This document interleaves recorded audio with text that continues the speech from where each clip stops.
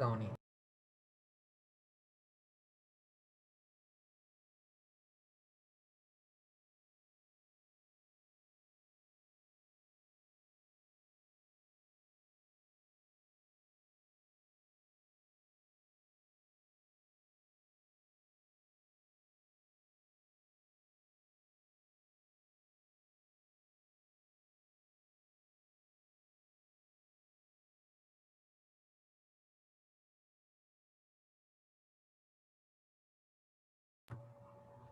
Okay, the gang's all here. Got it.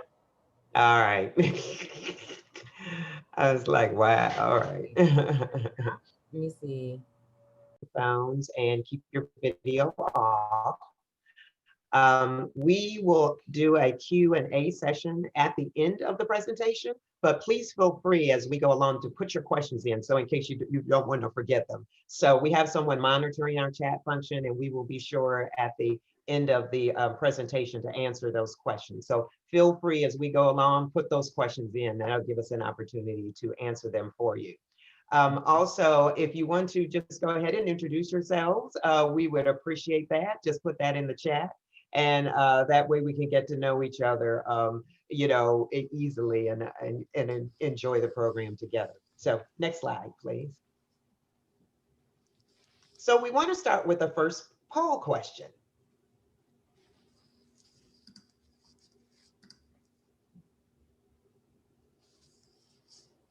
The question is there a willingness to allow practitioners in your classroom? We would like to know, have you, as you have taught your classes, have you brought experts in and actually had them teach, during some of your course sessions?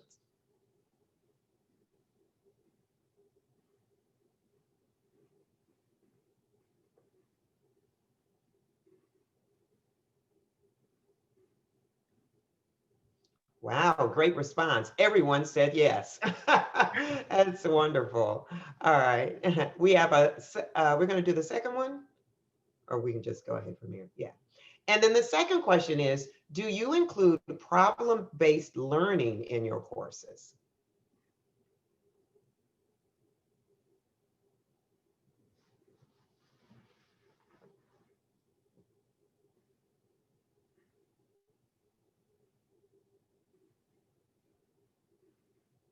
I think we had to start that poll over. It closed Apologies, a technical Do you little want to difficulty. give a easily. Okay. definition, maybe? Hmm? Do you want to give a definition for us? Okay, Tiff, they want a definition because what do they mean by problem-based learning? Problem-based learning, for example, do you give the students an issue to work on throughout the course of the semester? We're going to focus on this particular issue and learn how to ways of resolving this particular issue.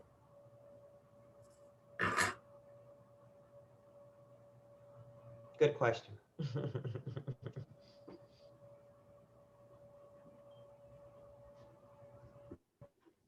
So we have 5 of 10. Yes, so it sounds like half of you have done that. Okay, so we can go back to our presentation at this time. So thank you for answering those two questions. Um, so I'll go on with our slide. There we go. We need to stop sharing the poll. Okay. All right. So if we close the poll out.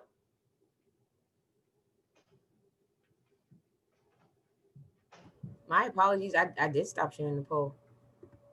Okay. Okay, there we go. Got it. All right. How about now? We got it. We're back on. Okay. So how did we get here for this session today? So as you know, one of the things that we will remember about 2020 is what they call the dual pandemics. One, we know the one pandemic on social justice, all of the activities in response to the death of George Floyd. And the other pandemic, which we are currently dealing with, is the COVID, which is why our program today is via Zoom instead of us actually being on the campus of AU. So why is this important for this particular session today? It's because initially, Professor Simmons and I were going to teach totally different classes. What happened is that we both teach in the Inside Out program, which means we take our students from our respective universities, take them into the DC Department of Corrections, and teach our classes with students who are currently incarcerated. And that's called the Inside Out program. Unfortunately, we were not able to do that this semester because, of course, of the COVID virus. And as a result, we literally sat down together and said, okay, so what are we going to do with our courses now? We knew we still wanted to very much have a problem-based course with some kind of social justice component, but we weren't going to be able to do the inside out portion of it. And this is how we actually developed the program, which we're presenting to you today. Okay, next slide. So what we decided, and you can go ahead, Tiffany, and just click the clicks, okay? So we decided for the Gatekeeper project, it consisted of 4 components. The groups, the law enforcement advisors, or what we refer to the LEAs, the community engagement, and then the final project that the students would be responsible for. So first we started with how we were going to organize the course. One of the things that we did, that was we felt fairly unique is that Professor Simmons had undergraduates. I have law students. We decided to actually teach them together.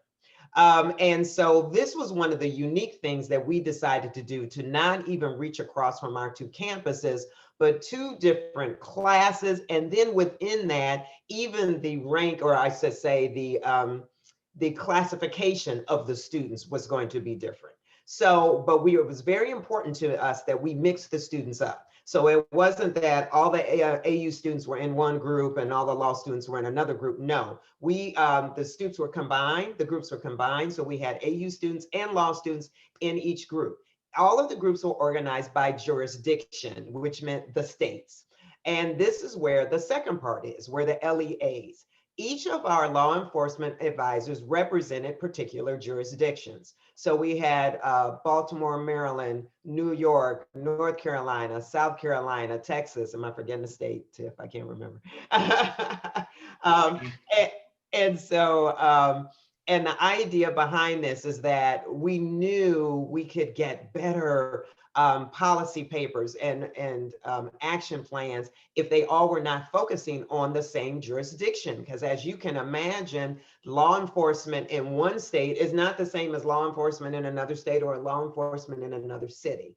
And so what we did from there is we organized the students into these groups. They were assigned a law enforcement officer. It was the responsibility of the students to coordinate amongst themselves to have weekly meetings with their LEA. The idea is that their LEA served as their advisor. The first session included such things as, what is your budget? How many officers are on your force? Things just basic, structure of that actual department. And then from there, the goal was that they had to focus on the question of defunding the police. What does that mean? And that was the question that all of the groups had to answer. And it was amazing how their responses were different based on what jurisdiction they were in and the discussions that they were had. The third part of the program was community engagement. One of the things that we recognize about this class when we talk about the Gatekeeper project is that it involves not only the students, not only in law enforcement, also those outside of those 2 circumstances, in which it's really important to understand how the community feels about the law enforcement and the subject of defunding the police. And so each of our groups did outreach. They met with community leaders, they met with local legislators, they met with corporations, and they had discussions with them in regards to, once again, the topic of what does defunding the police mean and all the impact of the different aspects that you could consider on that topic. And the last thing that the students is the assessment or the evaluation. We assess them in multiple ways.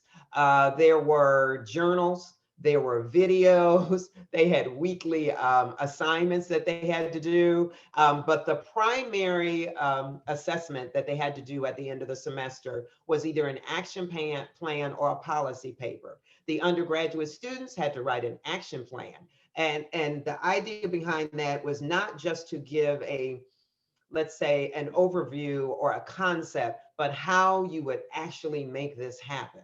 They had to pick their audience, and the audience could be that law enforcement, let's say, jurisdiction, and you were writing to the administrators in that law enforcement jurisdiction, Or it could have been the community group, or it could have been another audience that they may have been interested in, let's say the legislator audience. From there, they had to come up with this plan and their guidelines in regards to how they would identify the problem, to resolve the problem, and give possible suggestions on how that audience could actually address the concern. The law students, on the other hand, had a policy paper, and they were to do more of an analysis from the legal perspective in regards to what does it mean to defund the police and the impact on the communities, looking at this as if they were attorneys. So they did a lot of, I would say, assessment on being qualified immunity. Let's say they found out that some of the states have funds in which they have insurance funds. So when the officers are actually, if there's a civil suit and the state has to pay out to a family, this money comes from a fund. But for many of the jurisdictions, the fund is paid with taxpayer dollars. So the question becomes, are those people who are injured are literally paying for the money that they receive from a civil suit? So the idea behind this, once again, was that to provide suggestions, to do an assessment of the situation, and to provide suggestions for their particular audience. So from all of these four aspects, we felt that these became the basis of the Gatekeeper project. Next slide.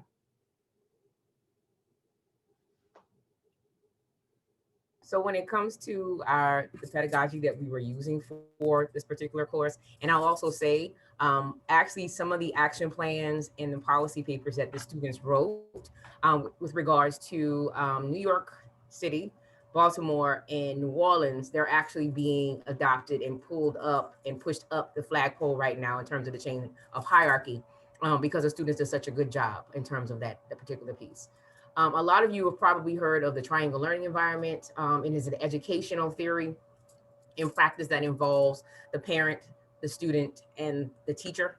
And in our case, we were looking at it from the aspect of the LEA, the professors, and the student participants, and how all of that in terms of everything kind of makes a better learning system. As you see, our statement is a synergetic collaborative learning environment that promotes knowledge sharing and increases practical skills. That was very important to us, that the students walk away with skills. As Professor Balithrower mentioned, her class was an intro to, an advanced legal writing class. So it was all writing. A lot of our undergraduate students walked away with writing skills, research skills, analytical skills, the ability to work with people from different backgrounds, which takes me to the intro session on cultural diversity and inclusion. We wanted the students to be able to explore their own biases and personal beliefs. We also actually talked about this with our LEAs as well. So every person that was involved in this particular project, in this particular pedagogy, everybody was exposed to some type of bias, CDI type of training, because the concept of defunding the police, especially in the times in which we are in, can be quite challenging for people. So we wanted to make sure people were aware of who they were, kind of looking in the mirror, if you will, before kind of stepping into this particular piece. The interesting thing also is we examine how each participant assumed the role of the gatekeeper. So for us that work in the area of criminal justice, criminal law, politics, and even government, when you're thinking about the gatekeeper, the police officers are literally the gatekeepers to the criminal justice system, because had there not been someone being arrested, this particular individual would not be introduced to this aspect of the criminal justice system. So what we also looked at though is, what does gatekeeper mean in terms of you as the professor, you as the student, and even you in your role as an LEA? And those roles actually switched up. A lot of times the students would take their own leads in the projects. So they became the gatekeepers to whatever social solutions they were trying to figure out and come up with in that particular piece. The LEAs became gatekeepers in terms of trying to advise the situation and bringing forth resources and ideas that the students might not otherwise have thought of. And then that takes to the growth mindset. Every last student that participated in this project, whether they were for police or not, they all said they grew as persons. They all said they learned something. both Professor Balathrower and myself, and you'll hear from Dr. Barnes, who ironically also served as an LEA on this particular project. We all grew, we all learned from this particular endeavor. And that is the goal of the Gatekeeper pedagogy, to continue to grow and continue to learn, not just for the students, but it's also important for practitioners and the professors to also grow and learn. The biggest outcome for us was that every person in our triangle of learning was humanized. The police officers, or the law enforcement advisors, if you will, actually began to have a better understanding and connection with the community members through the eyes of the students that were involved in this particular process. The students then realized too that the LEAs actually have families to go to home at night. They don't just wear a uniform. They don't just have a badge or a title. They are actually individuals just like you and I. And then even to a degree, I think Professor Balathrower and I, people actually looked at us like, oh wait, the professors actually are more than just professors. So when they began to look at everybody, that was like the biggest outcome for us, which we considered a huge success.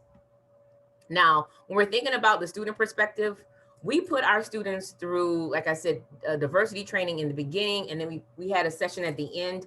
Our final session actually involved every last student from Howard University School of Law and our Intro to Justice Systems class here at AU. They all did a 7 minute, 7 to 10 minute presentation on their project. And at the end, we asked them questions. Do you feel you benefited from participating in this group project? 93% of the students say they did, which was amazing.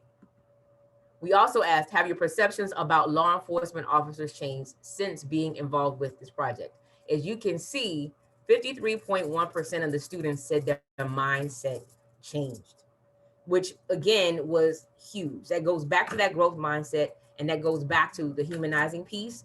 And even if their mindset didn't change, it's not showing here, they still felt like they benefited and grew from this particular experience, which again for us was a win-win. We did not go into this saying, we want you to think the police are great, we want you to think the police are bad. It was more so again about exchanging that information and creating this type of experience, albeit even online. One of our students here at AU, she did a reflection video. I'm not going to play the whole thing.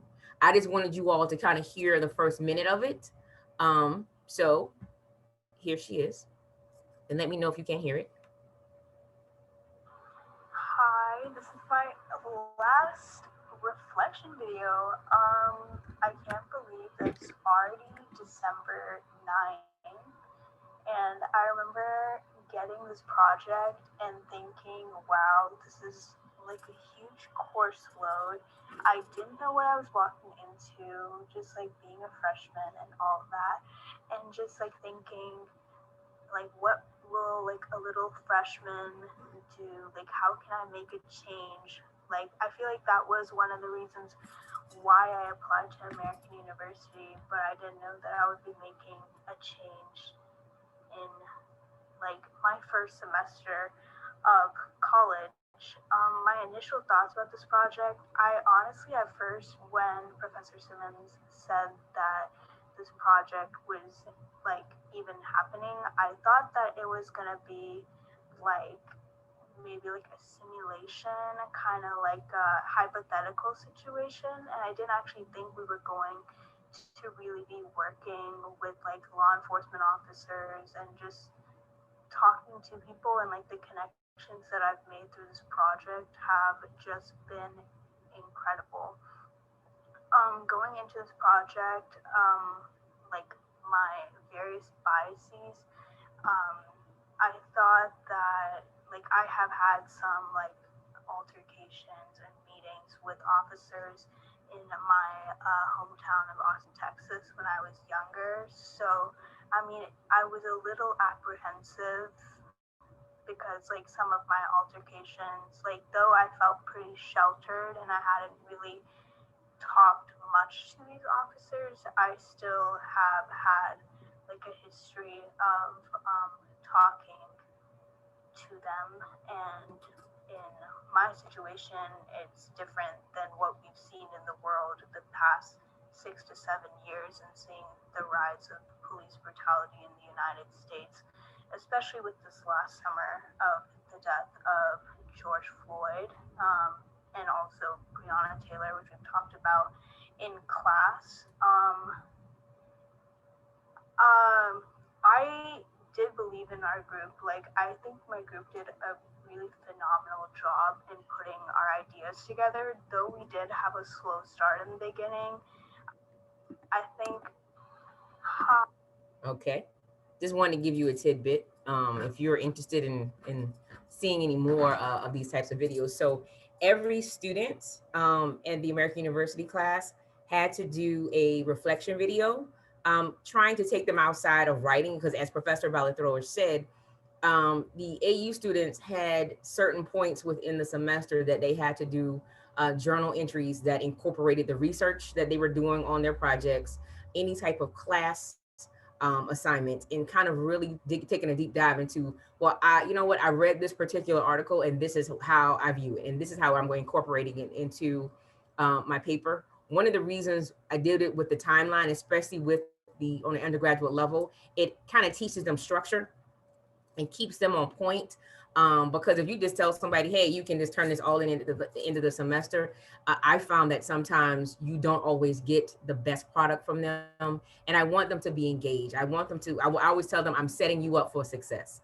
And to me, providing that type of structure in this particular process was also there. Professor Balathroa had a wonderful idea. She had all of our students do intro videos that we sent to the LEAs in advance so that they can kind of get an idea of who their students were. And the law students also had to do they also did journal entries, but it was something that they did throughout the course of the semester that they turned into her towards the end. And here we go with Mr. Dr. Sean Barnes. All right. Good morning, everyone. My name is Dr. Sean Barnes, and I guess for the past 5 years, I've been trying to figure out if I'm an academic or a practitioner. So I think I'm just a pracademic, I think is the term I'm going to use. I started my policing career in Greensboro, North Carolina, and had an opportunity to go back to school a couple of times and I earned a PhD, and I've been an adjunct for some time. I'm currently the Director of Training and Professional Development for COPA here in Chicago. And as of February 1, I will be the new Chief of Police for Madison, Wisconsin.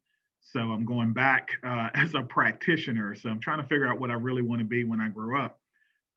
But I really want to thank on behalf of all the LEAs, Dr. Balathrower and Dr. Simmons, for including us in this process. We really didn't know what to expect. In fact, I had to do some convincing with some of my LEAs, but I think we were all transformed after this very innovative and courageous project. So from the LEA's perspective, the first thing that comes to mind is biases, implicit and explicit. Those first couple of meetings were adversarial. They were confusing. Some of the LEAs and the students didn't know what the end product was going to be. It was a very controversial time for us. And I think it just, for me, it underscores the importance that professors and those who are entrusted with higher education should take some type of corporate social responsibility and use your classrooms as a vehicle to not only just move forward knowledge of what's in the book, but move forward the conversation about policy and how we can change something if you don't think it's right. And that was one of the major things that I took from this great project. There were implicit biases where, I had my own about students. Having been a professor, I kind of know the lay of the land. Also explicit biases. They had it with us. These guys are cops, they're going to shoot you. They only want to take people to jail. There's nothing else going on. And indeed, we learned, as we always have known, that policing is global. And even though the students were from all parts of our country, they saw policing as global. What one police officer does in Minnesota affects everybody. And so we had to break through the biases before we could begin, I think, our learning process. And this can be applied to computer science. It could be applied to history, art, what have you. You have to be able to break through that first. The second thing was bridging the academic and the practical perspective, meaning there were times when we as LEOs had to challenge the students on their perspective. Where is your citation for this? And in my group, they were very challenging, and there were times where everyone was Googling and researching immediately, and to the point where we were crunching numbers, right? We were doing statistics. I just don't believe that. I just believe that, more people die from gunfire from cops than from, motor vehicle accidents. And students were literally going to their library resources, looking up papers in the session, trying to find a reference because as LEAs, or for me as a academic, I wasn't going to allow them to say something without a reference, right? That's something I think we all can agree. And it's great when you can challenge the students and you see them immediately going to their library reference to try to find that. And so I think that was one of the biggest takeaways from this, from the student perspective, is that, it's okay to be emotional about a particular topic, but having that frame of reference, having your data is very, very important. And for us, they challenged us on some of the things that we said too. And so none of the LEAs were able to say anything in our respective sessions that was not challenged by the students, specifically the students from American. I thought that was great. And so we were forced to come to the table with numbers, statistics, and references for our perspective as well. One of the things that we all noticed as LEOs was that there are different maturity levels within the groups. And I'm not going to say that it was the undergrads versus the law school students. It was just different. I can't tell you that the undergraduates were less or more mature. It just seemed that that the maturity level was being powered by their passion for the particular topic, right? And so having to force them to bring back the reference. We let them get away with what they wanted to say, but the next session was, okay, can you prove it? And that really connected us to the whole policy piece. And as Professor Simmons said, some of the recommendations are being floated up the chain of command. The New Orleans, Louisiana group, they had a project where they actually submitted recommendations for improving police community relations. And now that is being sent to the superintendent to kind of look at it. And I think that's great. Transformative learning. I think that is the key to the whole Gatekeeper project. We were transformed in that we understood how to interact with their generation. Obviously, we're a little older than they were. So we were kind of transformed to be better listeners to what they were saying about social justice. And I think they were transformed in that we challenged them that it's more than just an emotional argument. This was a very tough assignment, defund the police. There was something going. I knew that when we started this back in August, that there would be something that would happen in policing before we reached December. And indeed, we did have a shooting. I'm in Chicago. My first week on the job, we had 4 law enforcement officer involved shootings, right? So it's just the nature. And so I think that the students were transformed by having an opportunity to present an argument to policymakers and being challenged on creating and drafting a policy and an argument that's based on science. And for me, that's just the whole, that's just the model of higher education. I learned this from North Carolina A&T. We once had a chancellor who stated, our job is not to teach you how to think or what to think, right? Our job is to teach you how to think, how to craft that policy. And that's what the transformation was with our students. And then lastly was the course presentations, where they were given the rubrics from Dr. Balathrower and Dr. Simmons on how to present what you learned in this course. I'm not surprised that to me, I'm not surprised that um, the perspectives on policing didn't change much. I'm not surprised by that because once again, that wasn't the purpose of our project. The purpose wasn't we want you to like the police more or less from the beginning. That wasn't it. It was about social justice. It was about what's your perspective, and we as LEOs help guide them towards that perspective by using science. Yes, there were times when we argued. Yes, there were times when we just, we hung up and then we all called each other and go, I'm so sick of these kids. They just, they just don't get it. And then we had to remind ourselves that the purpose of this project is not to teach them how to think like we did, but to teach them how to craft an argument. I am encouraged by this particular project because I think that the students at American, and that the students at Howard, I think we're in good hands.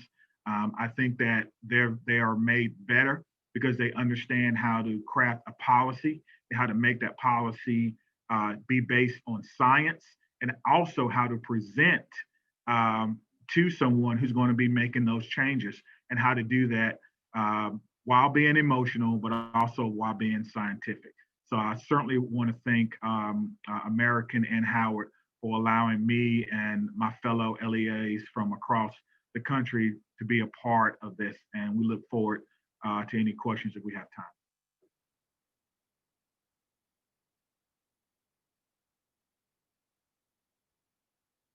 I'm muting myself here. We just, because in the interest of time and wanting to allow you all to ask any questions that may come up, we just wanted to share some quick tips and some tools that, as Dr. Barnes stated, you can take this type of curriculum and apply it to any discipline. It is interdisciplinary, which we have law and you have public affairs and criminal justice all in the same room. And my students actually from American, and even the students from Professor Ballestora class, everybody was a different major or choosing a different career path from the law school perspective. So, and everyone was able to benefit. One of the things that we were thinking about again is the challenge of taking what we did and putting it in an online format, because this would have been probably even more robust in an in-person setting. But we were actually able to engage them and keep them going and still have the same goals and attained again with the skill-based learning. Utilize the resources available to you. And I even have network. So I'll put them both together.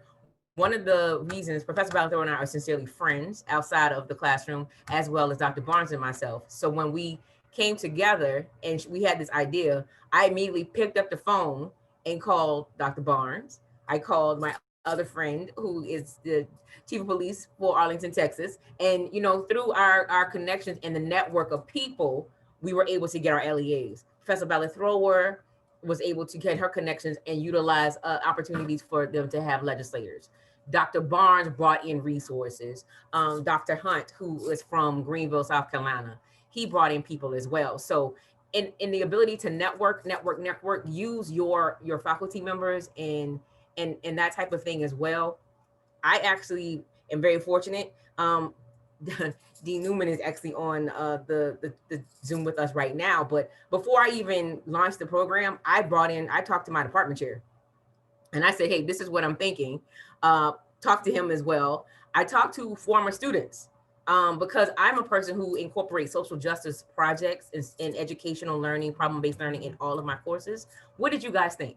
Because I wanted to know if this would be something that the students would get buy-in from, like would they actually take it to heart?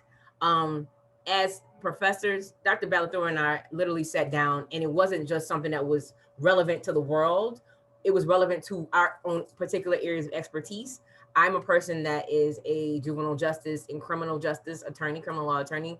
She has her background as a researcher and also an attorney as well. So this was something that there was enough room in there for us to learn as well, but enough expertise from the professor to guide along the students as well. And we also had to guide, in some instances, our LEAs in terms of what we wanted. They had to keep the level of community engagement going, and then the community-based projects, right? Okay. Go ahead, Dr. Barnes. No, I just want to jump in there with the whole network piece. And so it's almost like a spider web, because one of the big themes that came up in one of my sessions was emotional intelligence. And so I was able to bring in someone who's done research in emotional intelligence, Dr. Obed Magni. He's out in Sacramento, California, because we kept talking about police interaction with citizens and this whole perception of I feared for my life. Why is it difficult for certain police officers to understand the emotions that you're actually seeing? Is it a threat or is it fear? And so someone said, well, what about emotional intelligence? And I was like, oh, I'm so glad you said that. And so our next session wasn't led by me, but it was led by Dr. Obad Magni, who's a friend of mine. So I was able to reach out to him. And then he came in and he did the session on emotional intelligence. And so part of one of the projects was police departments should incorporate emotional intelligence training as part of their yearly in-service. And I will tell you, I agree with that 110%. I think everybody should have emotional intelligence training. However, if you're in anything that looks like customer service, how can you do that without emotional intelligence training? So it was the spider web effect of networks. Absolutely. And in the interest of time, does anyone have any questions that we can address and answer for you? Hi, I definitely have a question. It seems like there is a lot of power in this project, specifically around interdisciplinary collaboration. And I was scrolling through the chat and realized that there's a lot of film and media students, and it looks like some folks from a lot of different creative backgrounds. And those are folks that tend to really gravitate towards interdisciplinary projects and working with people from a lot of different backgrounds and fields, et cetera. So I'm wondering if you have any advice for those people about entering specifically projects where you're bringing a lot of different fields together for social justice. Interesting enough that you're asking this in their film, because We did that. we actually literally did that. So again, that network and resources and the spider web that Dr. Barnes has spoke about. One of my best friends from college, unfortunately, we lost her brother February of last year, but he owned a record label and was a film producer. And just as he was murdered, he was actually on the cusp of launching his short film. They were posing it to Netflix and all this other stuff, and it was a really good film. So when I saw it, I initially showed it in my criminology class, because I was like, wait, all of these, there's theories galore in here. Social work theories, psychological, there's so many different aspects of it. So we were actually able to bring in the director of the film, executive producer, the marketing person who, good product, and then he works with Revolt TV. So we were able to literally utilize a piece of art, piece of that to illustrate some of the points, because even the negative aspect, there's a lot of publicized aspects of the police and community relations piece, where the police are bad and they're harassing the neighborhood persons. That was depicted in the film. The struggle of life, the struggle of being a returning citizen or someone who was an ex-offender, if you will. All of those things are there. So it's about finding the commonality in how you present. So we can all have an issue, right? So if I'm a theologian, for example, right? And the issue right now might be, in trying to find the commonality in criminal justice, might be the criminalization of women who are seeking to have abortions, right? So some states are passing laws about that. So where does the church fit into that? And how can the church form together to be advocates, not necessarily bringing religion itself into it, but finding the commonality in how we can become advocates together for this particular purpose. The beauty of it is kind of bringing everything together. Go ahead, Dr. Barnes. No, I agree with that. So I did notice too that there were a lot of artists and filmmakers. That's great. So in policing, we need more scenario-based training. That was one of the themes that came up in our group. So those who are artists, those who are in film, sound, it just helps us do our jobs better, right? We can't always recreate, and cops are bad role players, right? We either win or lose, right? With us, and most of the time you lose, but that's just not reality. And so I've worked with groups before, or companies before, like Will Interactive, which is in DC, that does scenario-based training to help officers deal with mental illness, to help recognize some symptoms and signs of mental illness. So if there's anyone on this particular session that's like, I understand social justice. What can I do? I'm an artist. Because I was looking at some of the chats too. Think about working with a police department or contracting with a police department or with someone at your local university to do some scenario-based training so that police officers can better do their jobs and recognize the difference between real danger, perceived danger, and no danger. Did that answer your question, Chelsea? Or give you some ideas at least? Yes, it did. Thank you so much. Fantastic. Oh, Dr. Balathor, did you have anything else you wanted to add? One of the things I was going to say as an outcome of the sessions, and that when we had the final session with the LEAs and the students, is that they thought of suggestions that we could actually implement for the next class. For example, one of the big discussions came up were ride-alongs, because we realized that, if you truly wanted to be in a position to understand the perspective that a law enforcement officer may have in a particular situation, that was one of the things that the LEAs had suggested for our team. And so we, in the next year when we do this, we would want to do that as well as the, and I don't, my other co-presenters are gonna laugh because I don't know what the formal name is where you like do the shoot, don't shoot. The simulation thing. Yeah. Yeah, I can't remember what the name of it is, but that's another thing that we wanted them to, our students to experience, because I think that would give them more of a rounded perspective in regards to what it means to be a law enforcement advisor. I will say for the law students, what was really amazing is that when many of them started with the defund the police, let's take the money away and do something else. And by the end of the semester, it was like, okay, well, that's not really practical, because you actually still need people that you want people to, keep the peace and do the things that when you call 911, you still want somebody to show up. It was really interesting on even how their perspective changed. But so it was, I think, just a growth experience for the students and the officers, as well as Professor Simmons and I have said ourselves too. I think we only got like 5 minutes left, so we have time for one more question. Okay, well, if there are no questions, please take a moment, write down our contact information. We would love to hear from you. Unless somebody had, and Aaron has put the survey inside the chat, so please make sure you fill that out as well. We would love to hear from all of you. We thank you so much for taking the time and having open minds to be with us today. We're very grateful. So thank you, thank you, thank you. Yeah, thank you.